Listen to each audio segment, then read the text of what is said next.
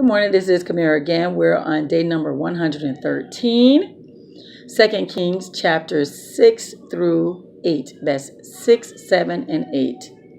Starts off where the prophets who meet up with Elisha, the other prophets, they feel where their meeting is too small. We need a bigger place. They decide to build near the Jordan River. While they're working, an axe head comes off of the axe, and the guy who's using it is like, oh my God, that was borrowed. The prophet Elisha takes a stick, throws it into the river. The axe floats. The axe head floats. And so, yeah, good thing, right? So get this. The Arameans were at war with Israel. When the king would come together with his officers, decide where they're going to set up camp, mobilize the army. And Elisha, the Lord will let him know. And Elisha will let Elisha know. Elisha would warn the king. So this happened time, and what happened? The king would, send word not to let them, wherever the Arameans are setting up, king will let them know, be careful or move, don't go there. Whatever he would do, just to heed to that warning. The Arameans, the king of Aram, saw the pattern. He's like, this is happening over and over again. Who's the traitor? So one of his officers like, there is no traitor. It's the prophet Elisha. So get this. This guy is bold. King of Aram says, cease Elisha. Go and get Elisha, basically. So, yeah, they're going to go, their little troop going to go after Elisha. They get to where Elisha is stationed or living. And so one of Elisha's men look out, or one of the men who serve Elisha looks out and says, there's a troop out there coming toward us. Get this. It's like Elisha is so calm. Like, okay, I know what's going on. But he did. Guess what he tells his man? Oh, no problem. So he says, God opened this man's eyes. He opens the man's eyes to see what? Surrounding Elisha and his men? Horses and chariots of fire.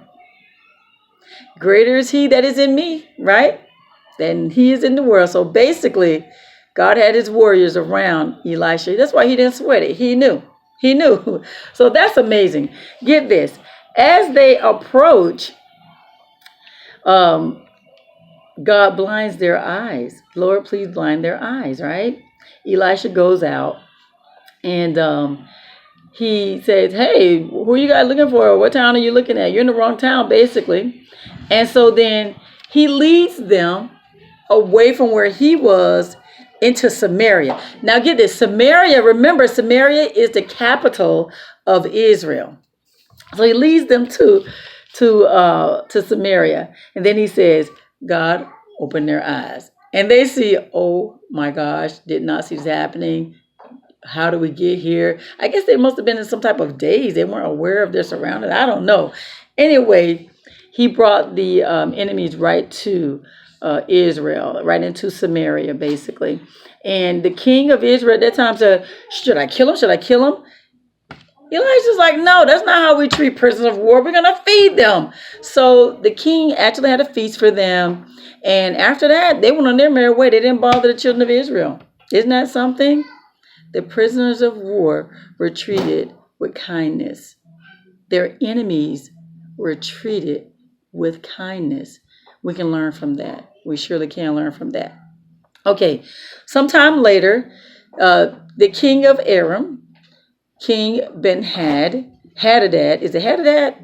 Anyway, he decides he wants to mobilize another army, and he wants to go after the Samaria. Samaria, again, is the capital. So what they do is they besiege Samaria and caused a famine. Remember, if there's a siege around a certain area, that means they're like blocking. They have it cornered, they have it circled, they have it blocked where no one can go in, no one can come out. So if they needed water, they would have to go out to wherever the wells are. If there were no wells in that city, if they need to go hunting, they have to go outside the city. Any type of food outside the city. Get this, it got so bad there. Samaria, the city of Samaria could not. The famine was so bad, they were starving. So the king is all on the wall, walking on the wall, right? Oh, before I even say that, let me tell you how bad it was. A donkey's head, a person would have to pay 80 pieces of silver for a donkey head. Dove, a bird, his dong, his boo-boo, his doo-doo, they would have to pay 5 pieces of silver for that. So they were starving. They really were starving. So king's on this wall walking around. A woman approaches him, and she's upset, right? And so she's like, King, I need help. He's like, if God can't help you, what can I do, right? So he says, what's the problem? She says, a different woman said to her, let's cook your child and let's eat it. And then when yours is done, we'll cook mine and we'll eat it. This girl, she cooked her child. And now the other woman has hidden her child. King, it tore him up. It tore the king up. King was like, I guess he must have torn his clothes and dressed in burlap. I'm not certain. But they did say he dressed in burlap. I will say that. But he is distraught. He is torn. But guess who he blames for all this? He blames the prophet Elisha. Guess what he does? He sends an assassin to Elisha. So Elisha's actually telling his man that murderer is going to send a man there to kill him. And he says, when they come, don't open the door because his master's the king is going to come in after him. And so before the words even left his mouth, they had come there, right? His man is like, all this misery and we're waiting on God? All this misery waiting on God. Why should we wait on God, basically, right? Let's do what we got to do. That's basically what the king's attitude was. But we can totally understand him, though. Sometimes it can be tough waiting on God. Sometimes it can be tough, but we got to have faith and trust him because it's going to come out way better than us thinking we could do a better job than God. But he's like, all this misery and we're waiting on God. Think about the misery that we go through, right? In our day, and we'd be like, well, we need to do something. You know, we just can't sit around. We just got to do something. Well, what he did was he went to the man of God. And he's basically saying, we're waiting on God. So it's good to go to your leader or another woman, man of God. Let them know you're holding on, you're trying to wait on God, but there must be something I can do. Sometimes there's nothing you can do. In this case right here, there was nothing. I mean, they can use their own forces, I'm sure. But the man of God says, then give them instructions to do that. They waited on God to hear from God. So this is what happens. Because he went to the man of God, God had given him a message. And the message is this. God said that tomorrow, he said, here it is. I got it. Tomorrow, your people, 6 quarts in the marketplace, 6 quarts of flour will sell for one piece of silver. And 12 quarts of grain will sell for 1 silver. So that's 6 quarts of flour, and that would go for one piece of silver, and they'll be able to buy 12 quarts of flour for 1 piece of silver. So the man who was with, the officer who was with the king was like, that couldn't happen even if God opened the windows of heaven. Dude, all power comes from God. All favor comes from God. Miracles come from God. Situations, And so get this. Elijah simply said, oh, it's going to happen. You're going to see it, but you're not going to be able to eat it. Faith versus doubt, guys. And then you bold enough to talk against God? Seriously? All right. So, fast forward. There were 4 lepers, guys who had leprosy, sitting outside the gates. As you guys know, if you've been reading the word, you know that anyone with leprosy, they are cast out. So they were sitting near the entrance. They said to themselves, you know what? We should just go ahead and surrender to the Arameans. We're going to die anyway of starvation. We might as well surrender to them. These 4 guys, they go to the enemy camp. They go to the Arameans' camp. When they get there to the camp, no sign of any of the Arameans. None. Their goats, their donkeys, all there. Their tents, all there. Their food, everything that they had while they were in that camp, there. These guys searched through every tent. They went all the way around that entire tent. They didn't see anyone. So they started to eat. They started to gather certain things. But then they thought, we should share this news with the city. Let me tell you what happened. The Arameans heard a loud noise. God had caused a loud noise to happen where the Arameans heard it. They thought that maybe the children of Israel had hired the Egyptian and someone to come and slaughter them. You see what happened? God caused that confusion among the enemies. Enemies left everything they had. Everything was set up. Children of Israel, right? So this what happens. The 4 guys with the leprosy, they went and told the gatekeeper what had happened. King heard about it. King sends 2 spies or scouts. The 2 scouts go search everywhere. I think they say even to as far as the Jordan River. And and they see that indeed there was no one there. The Arameans had abandoned their camp, their horses, everything. So they go back, the 2 scouts go back, report to the king. And people hear this. Boy, they're excited. I mean, they rushed out of that place. Get this, guys. As they rushed out of the place, the king had told that officer to control it. They're rushing out of the place. They trample over him. He heard the news, but guess what? They trampled him to death. So no, he didn't get a chance to eat it.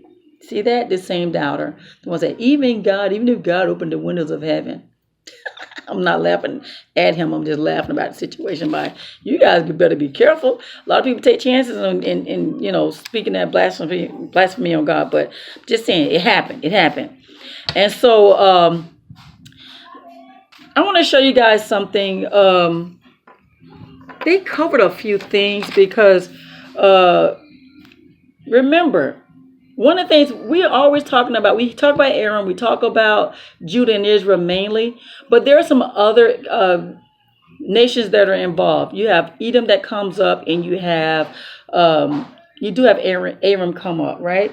Damascus is the capital of the reign of Aram, right? But I want to show you guys where these places are located. Remember, you have Judah and you have Israel. The children of Israel, they're part of the Israel and Judah, but remember they were separated, they were divided. So you have the blue area there is the land of Israel. Below that, south of that is Judah. But look at that, guys. Right south of Judah is Edom. And if you look to the the right, we'll say the right on this page, you have Ammon and you have Moab. See where Moab is located? And then if you look further up, you'll see Aram and Damascus. You see that? So I just want to show you guys where these lands are located. Because guess what? Israel basically, and even Judah at one point, they ruled those outside areas. They ruled it. They ruled them. So the reason why I'm showing you that is because I'm going to move on. I'm going to get to why I told you that. But get this. Remember King Ben-Hadad, he got sick. He told his man Hazael to go to the man of God, ask him if he was going to recover. Man of God said, yes, tell your king he's going to recover. When Hazael went, he went with all the, like 40 donkeys full of stuff to give to the man of God as well. When he did go to talk to Elisha. Elisha started crying when he told the man that, that yes, your king is going to survive. He's going to recover. He started crying. And you know why he started crying? Because Hazael, that man who delivered the message, he said, the terrible things you're going to do to these people. I see what you're going to do to these people. You're going to be killing young men. You're going to be tearing babies out of pregnant women's bodies. You're going to be doing some horrible things. He said, how am I going to do that? I'm just basically a commoner, right? He says, but you're going to be king of Aram. So this dude, Hazael, goes to the king, tells him the message. Oh, you're going to recover. The king says you're going to be going to recover. This dude later takes a towel, fills it up with, not a towel, but a blanket, fills it up with water, kills the king with that. And I'm thinking he suffocated him and, could have smothered him. Either way, he killed king of Aram, King Ben-Had. Yeah. And yeah, he became king after that.